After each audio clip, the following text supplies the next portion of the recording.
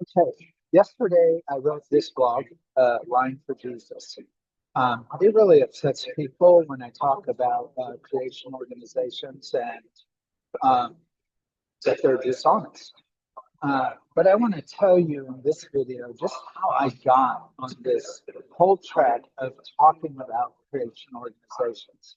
In 1995, I was watching a TV show at a friend's house. It came on a Saturday morning, I think. It's 30 years ago, so excuse me for any glitches in memory from 30 years ago. Uh, it was the Kentucky Creation Museum that's run by Answers in Genesis was doing a program on creation, birth, evolution, and they were saying, giving various reasons that evolution's not accurate, that humans did not evolve, life did not evolve, that everything was, created at once by God, the way Genesis 1 describes. Um, One of the arguments that they used that day is to show the dishonesty of science was that there was a Dr. Donald Johanson who discovered a fossil that has got named Lucy. That's because there's a Beatles song that was playing when they actually discovered the skeleton. It was about either a 40% or 60% complete skeleton of a species that we call Australopithecus afarensis. But this particular skeleton was dubbed Lucy.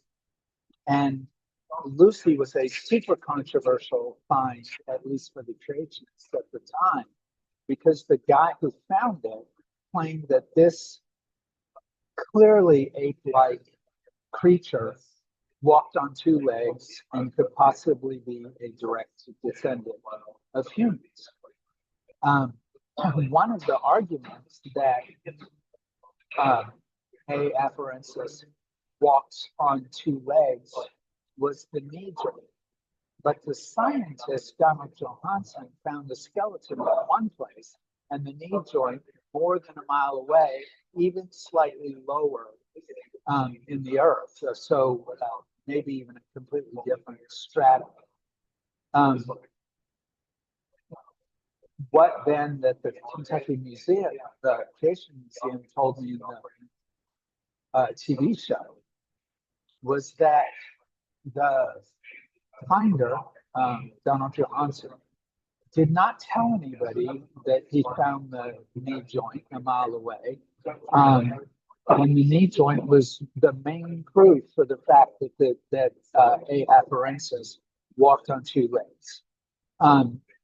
So I was in 1995. I was on what's it called back then? Not America Online, but CompuServe. I was on the CompuServe forum, religion forum at that time, discussing quite often the Trinity from an early Christian perspective and other things that had to do with the original faith. Jude 1:3 says, contend earnestly for the faith that was once delivered to the saints. I've done a lot, my primary ministry is in talking about the faith once delivered to the saints and the early church fathers, the early Christians, and the things that they taught. So, my focus was not on evolution. But then some people came on the religion forum promoting evolution. Well, I had just watched 3 episodes of this Kentucky Creation Museum show once per week. And I thought I was ready for that. So I started with the story about Donald Johanson. And I said, hey, this guy claims that Australopithecus afarensis was a two bipedal, walked on 2 legs, descendant of humans. And what's really true is that he found the knee joint more than a mile away and a little bit lower in the earth. And it's all just dishonest. That's not real. And their answer was, oh, here we go again. Just one more creationist guy telling lies. And I went, what do you mean? And then they had this miraculous ability to go onto the real internet. I could only get to CompuServe or to American Online or to Prodigy because you could sign up for those. But I had no idea how to get onto the real internet. Um, that came later. So, these guys gave me links I could click on in America Online that would send me to websites. It was my first experience being able to go to websites. And what I found out was that Donald Johnson did find Lucy, and then the knee joint was more than a mile away. And in 1974, he wrote a book about it. And he said, yes, I found the knee joint a mile away. He didn't claim it was Lucy's knee joint. He claimed that the structure of the knee joint made it very likely that it was a knee joint of a different Australopithecus afarensis. And he wrote this in a book. So he didn't hide the fact that he found the knee joint a mile away. He didn't claim that the knee joint directly belonged to the skeleton that they called Lucy. And in 1975, there was a discovery of a, quote, first family. And it was a set of 14, I'm pretty sure it was 14. You can look all this up. It's not like it's hidden somewhere away. Of 14 Australopithecus afarensis skeletons in various states of completion.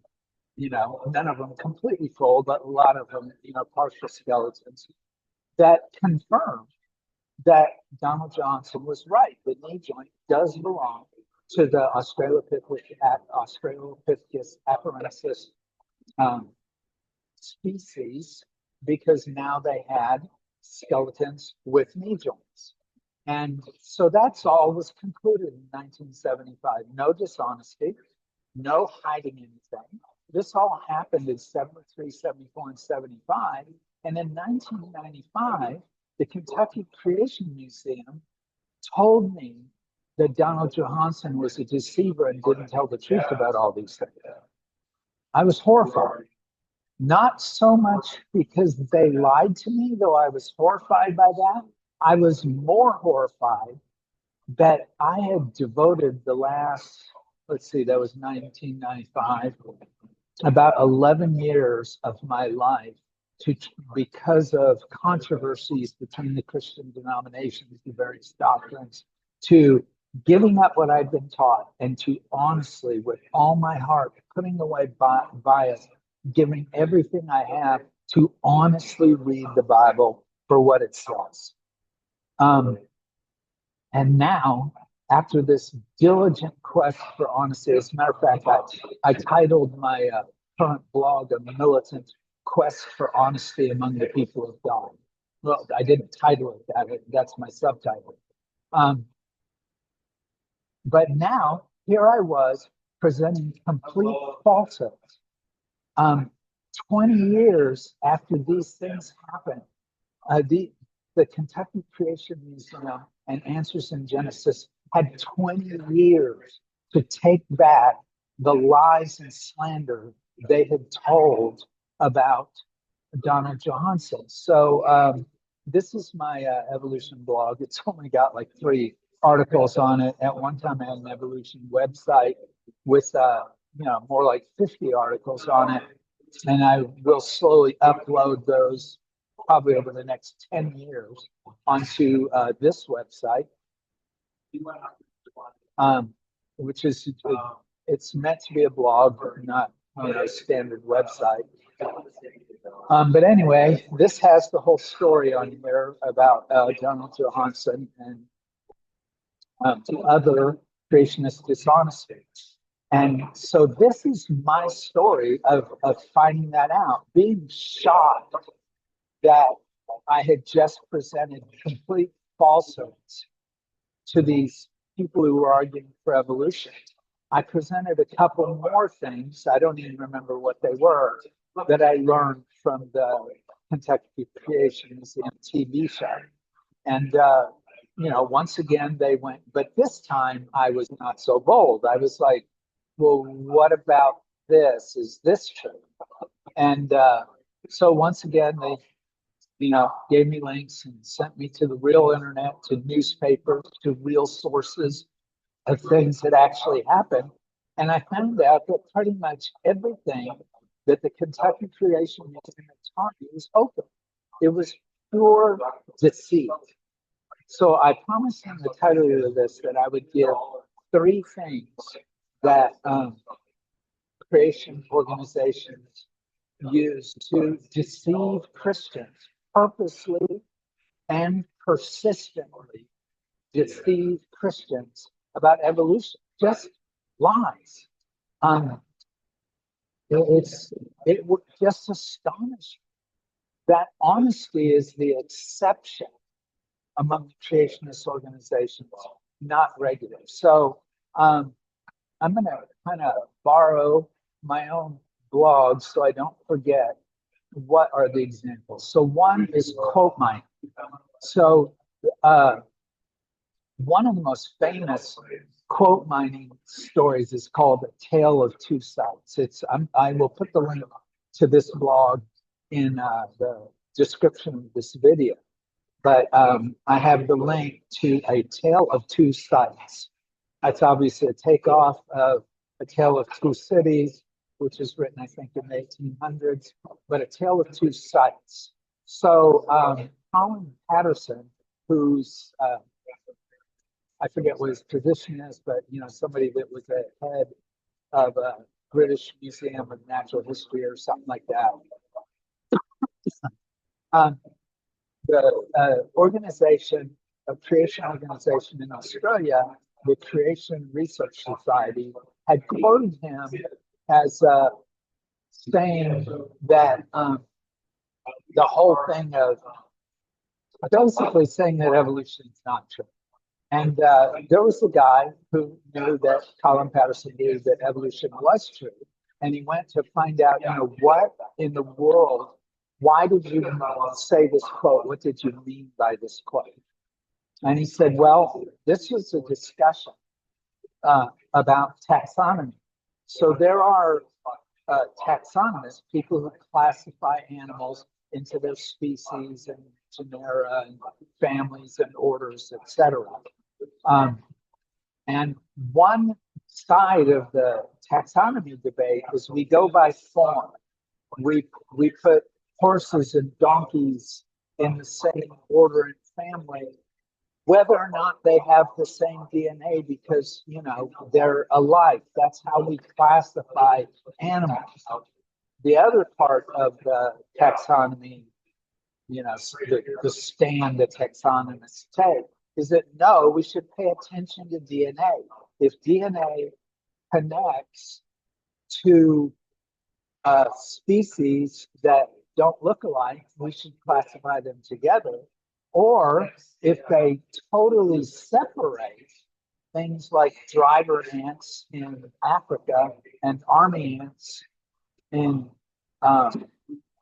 South America, even though they act alike, somewhat look alike, even though they're different colors, do a lot of the same things.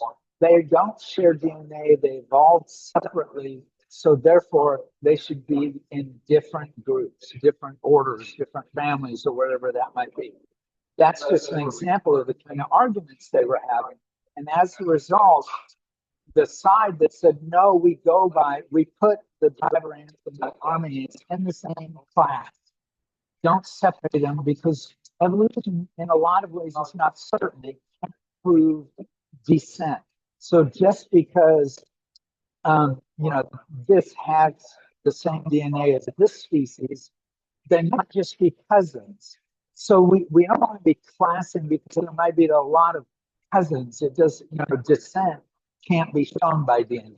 It can be shown that, one time there was this DNA, but it made him among many species, and this species is descended only from this one over here. And basically, your evolution and DNA are still confused enough that we don't want to use it. And as a result, this side ends up saying very negative things about evolution, including Colin Patterson, the head of the British Museum of Natural Science, I think it's called. It's all in A Tale of Two Sites is online, and I have a link to it. in this article. But anyway, this guy contacted Colin Person and said, hey, this Christian Creation Research Society in Australia has a list of quotes against evolution, and they're quoting you as one of the people who said something against evolution. And here's the quote. What did you mean by that? So he explains in a letter everything I explained. And then he says, so, basically, yes, they quoted me accurately, but no, that is absolutely not what I meant. I absolutely believe that life evolved. And the end result of that, he contacted the Christian Research Society and he said, hey, here's the letter Colin Patterson sent. Your quote is actually a misquote. Please remove it. They took the letter, took the line where he said, basically, this quote is accurate, and added that to their quote list. So they once again quote mined. Basically, quote mining is taking something someone said, taking it out of context, and making it mean something the absolute opposite of what they mean. And not only did the Creation Research Society do this, they did it a second time when they got the correction letter. This is not, this was 1995. Since then, over the last 30 years, I have found out that that is not the exception. The exception is honesty. They're almost never honest. One of the big exceptions was Answers in Genesis, creating a page of arguments that Christians should not use against evolution. And they started adding up these various things. Like, for example, evolution organizations used to use an argument about moon dust. They said that if the Earth was really so ancient, then basically space dust would have accumulated on the moon. And when the Apollo spacecraft went there, it should have sunk into at least 20 feet of loose dust. And it didn't. As a matter of fact, it sunk in only, less than an inch. As it turned out, what was true was that the measurements of the amount of space dust that was falling on the moon, the measurement came from measurements on the Earth. We have an atmosphere, the moon does not. So trying to factor in that our atmosphere was, dissipating a lot of the space dust, and the moon was getting a lot more, they guessed in the 1960s that the moon would have 20 to 40 feet of the space dust accumulated. Then once they got a satellite into space, they took space measurements and greatly reduced the amount of space dust that they believed was landing on the moon. But the evolutionists, the anti-evolutionists, of course, the creationist organizations, they didn't care. They just used the old, inaccurate figure.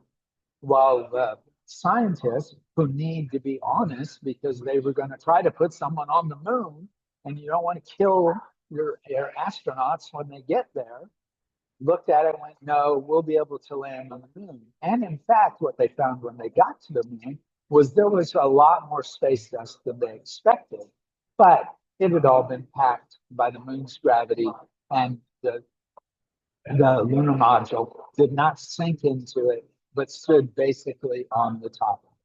So that's what actually happened. And so congratulations, kudos to Answers in Genesis for saying, hey, we got to stop using that argument. I mean, it took them 20 years to tell the other organizations to stop using the argument and for themselves to stop using the argument. But they went, we need to stop using this argument. It's not true. And they did that with many others. And I really feel like Ken Ham and Answers in Genesis overall are trying to be more honest. But the end result of that is that they have no arguments against evolution to stand on. If any of you watch the debate between Bill Nye, the science guy, and Ken Ham that was nationally televised, you probably picked up that the only argument that Ken Ham presented basically in the whole debate, I'm obviously generalizing, but basically he was going, we really don't know anything about history. We weren't there, so we don't know. Because he no longer has anything to argue with because he's starting to be honest. Nonetheless, there's my section on quote mining gives a link to answers in Genesis 99 quotable quotes, and it has some dishonest quotes in it. I'm not going to go through all those since I already went through the story about the misquoting of the quote mining of Colin Patterson. So the second fallacy, the second is misrepresenting the evidence. So I have a couple of things that are just spoken generally here, and this is not real good because this is my memory about a couple of things I was told about. There's a picture in the Genesis flood by Henry Morris where he talks about, look at this straight, da da da da da da. But the picture that was taken is not a picture of the strata he's describing. But I don't have that all documented in this blog, so I'm not going to spend any time on that in this video. I'm just going to say that's the kind of thing that happens. So the whole science community knows, hey, this guy, Henry Morris, wrote this book. There was a couple of things that were wrong in it, and we tried to correct him, but he kept reprinting his book with the same errors in it. So one of them is that he said that Charles Lyell, who's kind of considered the founder of geology, was not a geologist. So basically, Henry Morris is saying, I'm not a geologist, but I can write this book because even the great founder of geology, Charles Lyell, was not a geologist, but a lawyer. Now, the truth is, Charles Lyell went to college to be a lawyer. He graduated, began a law practice in 1820 at the age of 22. By 1823, at the age of 25, he was in full-time geology and was joint secretary of the Geological Society. He wrote books and received awards in geology for the next 50 years. So geology was not really a main major that you could have in college at that time. As a matter of fact, Charles Lyell is one of the people, the father of geology, who made it a primary science. So in that sense, he's the ultimate geologist. Just to say he wasn't really a geologist is just exceptional. Morris was not saying that Charles Lyell was not a good geologist. So, that helps. But the problem is to go, I can write about geology because Charles Lyell was not really a geologist. He moved into it, and I'm moving into it, so I can write about geology too. That's fine. But when someone writes to you and people proclaim publicly, you need to stop saying Charles Lyell was not a geologist because it's not true. And you don't fix it, that's dishonest. So it's just constant. So one of the things, Kent Hovind, he did all these series, most of the, if you're ever listening to a lot of anti-evolution stuff, you'll have seen Kent Hovind's video. Kent Hovind ended up going to jail because you can trick the public with arguments about geology that aren't true, but you can't trick the IRS with arguments about the tax code that aren't true. So Kent Hovind was violating the tax code regularly, claiming he knew what he was talking about, and he didn't have to pay the taxes he didn't pay. But his judges were the IRS, and they said, yes, we do, and he went to jail for money.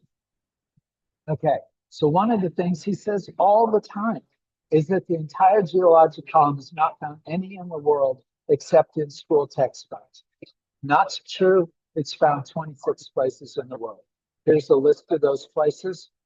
I made a link to it. And again, I will direct you to this. You'll have a link to the 26 places in the world where the entire geologic column is found.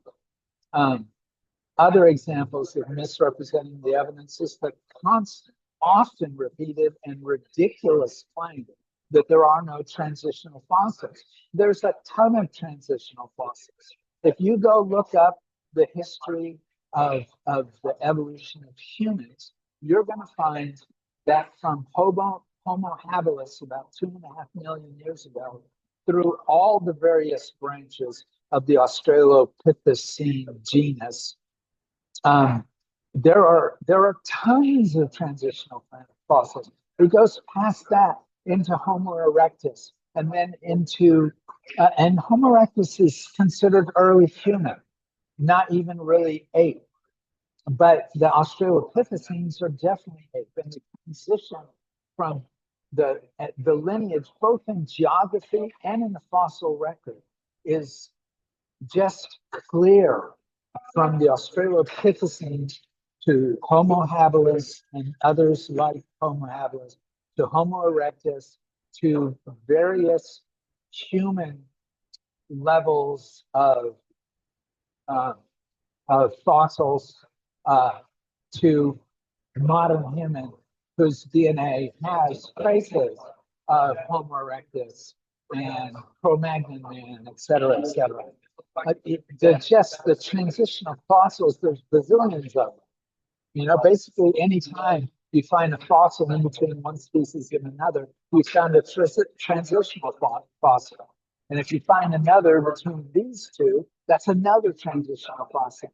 So there's bazillions of transitional fossils. And a lot of those transitional fossils are not only transitional in form and they look like a transition from one to the other, but they're transitional in geography. You can trace this was here, and then the next generation was here, and the next generation was here, and the next generation was here, especially with humans who traveled around the globe. Species don't always travel from place to place. But when Charles Darwin was going to write his book, I got foot bracing because he's got a Bible study coming up. When Charles Darwin was going to write his book on the origin of species, he had to rush his book because there was another scientist not using the fossil record and the relationship between various species to argue for descent with modification. But he was using geography to tie together the fossils and to come up with a theory of descent with modification, meaning that that evolution happens by slow change over time. So, I had a friend who goes, "What about punctuated equilibrium?" The scientist Stephen Jay Gould, who talked about the fact that stasis, animals remaining unchanged over 10 million years or million years, is more common than animals just slowly changing over time. The evolution goes in leaps and bounds more than in slow, gradual change. Go read about that. The fact that evolution, we now know, most scientists think Stephen Jay Gould overstated the case, but they agree that very often it's leaps and bounds driven by big changes in the environment, like the end of the ice age or the beginning of the ice age, or a volcano going off, or changes in local climate, etc. Deserts used to be seas, so those big changes fuel big jumps in evolution quickly over thousands of years, and then followed by periods of stasis. But that doesn't change the fact of evolution. So, okay, I've got to get out of this out of this video. So let me cover the last couple of things real quickly. So one is the third way of misrepresenting things is slandering scientists. So I gave you an example um, with the slandering of Donald Johansson at the beginning of this. Um, but like saying that Piltdown Man was a hoax. So this is just a great example of this, of just slandering scientists as though they were dishonest. So Piltdown Man was a hoax. Happened in 1912. A scientist put a human skull with an ape jaw and tried to claim it was a missing link. So here's a quote that I found about that.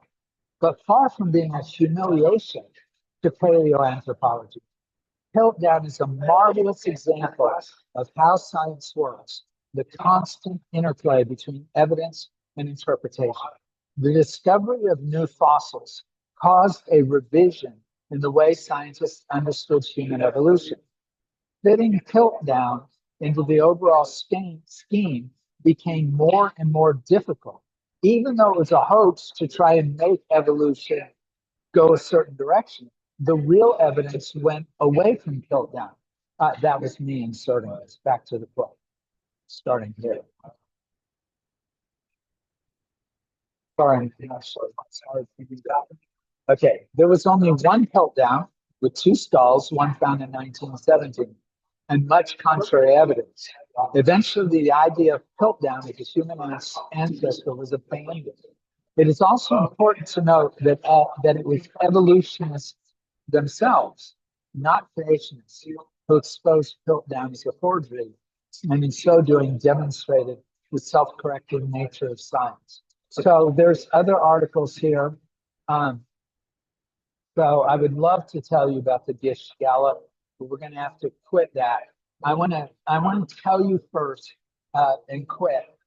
The most important thing to understand about evolution is there's two things that are being addressed.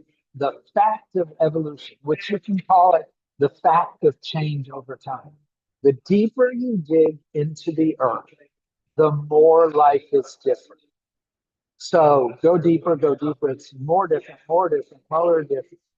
Creationists claim that the flood could have caused this, but the earth is not sorted by how it would be sorted if a flood had sorted the strata or the fossils. Yes, they keep saying over and over again, but as I pointed out, creationists have a long habit of simply lying. They don't care what's true. So they keep saying, oh, you can fit the flood into the geological spectrum. No, you can't. There's one set of the Hayman Formation in Texas has 1,500 layers right in the middle of the geologic column. So if the creationists are right, then these 1,500 layers with animal burrows in them, animal burrows that are then filled in by sand, followed by a flood that created a mud layer, followed by, it drying up, sand layer, et cetera. There's 1,500 probably annual layers right in the middle of the flood. The supposed flood layers, okay? The flood did not last 1,500 years. No animals were digging burrows in the middle of one strata in the flood while it was going on. That's just crazy. Okay, this didn't happen. The evidence totally says the flood did not lay the strata, but they don't care. They keep lying to you because they don't care if they have to defend Genesis by lying. They just have to defend Genesis. And the truth is that they're defending Genesis the wrong way. If you go listen to scholars who know Hebrew and you go listen to scholars who know about society back in the time of Moses, they're going to tell you that Genesis 1 through 3 is being completely misinterpreted by the creationists. Look it up. Okay, so yeah. So these kind of things where they're going, this is a hoax, this is a hoax. One of the things to remember is that it's scientists who are correcting the hoaxes. The creationists only know about these hoaxes because the scientists corrected them and told the creationists, and now the creationists are going, what a bunch of liars. When they learned about these things from the scientists. It's so dishonest. And it is a pattern of dishonesty. Okay, so back to the other thing. What we find is that the deeper we dig in the earth, the more different life is. Um, so the question is, how do we explain it? The fact is, life changes over time, proven by the fossil record. The theory is that it is changed over time due to changes in DNA that cause this to happen. That is a theory. It is still being worked on, but it is really the only plausible theory. A creationist by the name of Hugh Ross has proposed that the Bible allows for a series of creations. And that's what you really see in the fossil record, a series of creations by God rather than change through DNA over time. And really, since that doesn't really fit the Bible any better than just plain old evolution through DNA fits it, there's really only one reasonable theory being offered right now. Every bit of life, every cell on the earth has the same code. DNA does the same things in fungi that it does in humans. DNA is the most amazing thing. The cell is the most amazing thing. And yes, science can't explain how the cell could have evolved from non-life. Maybe it didn't. But science has to explain how we got from single-celled life, bacteria, 1 billion years ago to us and all the various forms of multicellular life that are around now, because that is what the earth tells us. Psalm 19 says that the earth tells us the truth. It doesn't lie to us. It speaks to all mankind and declares the glory of God. Evolution can be the glory of God. I have one other example of dishonesty that I'm going to talk about before I. So here's a video. Creation scientist shocks Joe Rogan with mind-blowing evidence against evolution. And so here's Stephen Meyer, the quote creation scientist, who is not a creation scientist, but lately he can be listened to better if he is portrayed as a creation scientist. Okay, here is his website, discovery.org. He is the main leader of the Discovery Institute. And here's what he has to say on his website. I looked this up today. Is intelligent design theory incompatible with evolution? It depends on what one means by the word evolution. Remember, this is Stephen Meyer's organization who went on Joe Rogan and portrayed himself as a creation scientist. If one simply means change over time, or even that living things are related by common ancestry, that's evolution, folks. That's we all descended. Our ancestor is the bacteria, fungi, the single-celled life that was around 1 billion years ago, are related by common ancestry. There is no inherent conflict between evolutionary theory and intelligent design theory. People ask me, why don't you go with intelligent design? I go, I do. I'm dishonest about it, while Stephen Meyer lies about it. He goes on and pretends that he's against evolution. Remember what this says? Creation scientist shocks Joe Rogan with mind-blowing evidence against evolution. His mind-blowing evidence is not against evolution. His mind-blowing evidence is against evolution happening without the intervention of God. He is simply arguing that, oh, yeah, it's entirely possible that even maybe that non-living molecules evolved into us, but God had to help that along. That is intelligent design theory, that there are leaps in evolution that had to be helped along by God. That's their argument. They're not arguing that evolution did not happen. And yet they keep being quoted. I believe in intelligent design. I'm a Christian who believes that humans evolve. I have no idea whether we evolved from non-life to the single cell. Maybe God created the first cell. I mean, I don't know. But either way, I'm a Christian. I believe that last week, when I got a bad test on my blood test, that God did that to wake me up to the fact that I have to be like the Apostle Paul and discipline my body, bring it under subjection, and not be a glutton. And God was speaking to me through that incorrect blood test. The test, the results that I got turned out to be false. I found it out next week. I thought I had cancer. I thought I had prostate cancer. But I went to the urology doctor and he goes, no, that was incorrect. Your PSA is not high. It's 2.7, perfectly good. You are fine, which was great, an immense relief. But I didn't go, oh, they were wrong. I mean, God did that.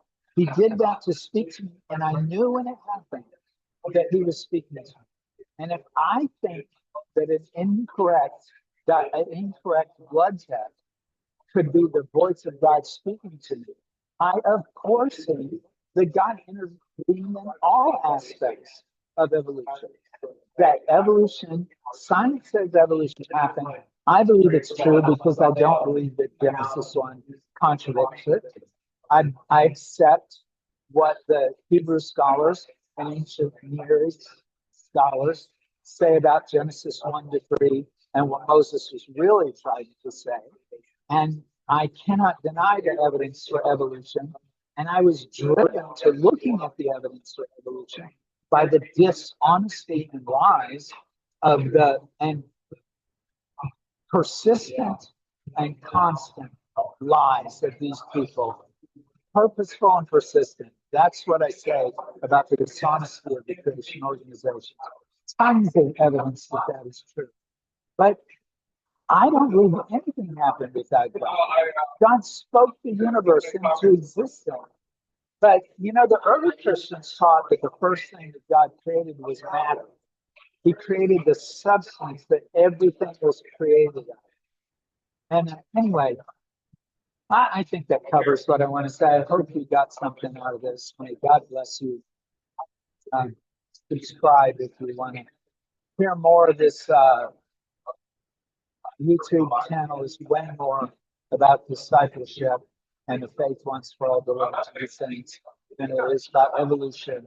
But I had to do this explanatory video as to why I talk about evolution, not because I want you to believe that evolution is true, but because I want to expose liars.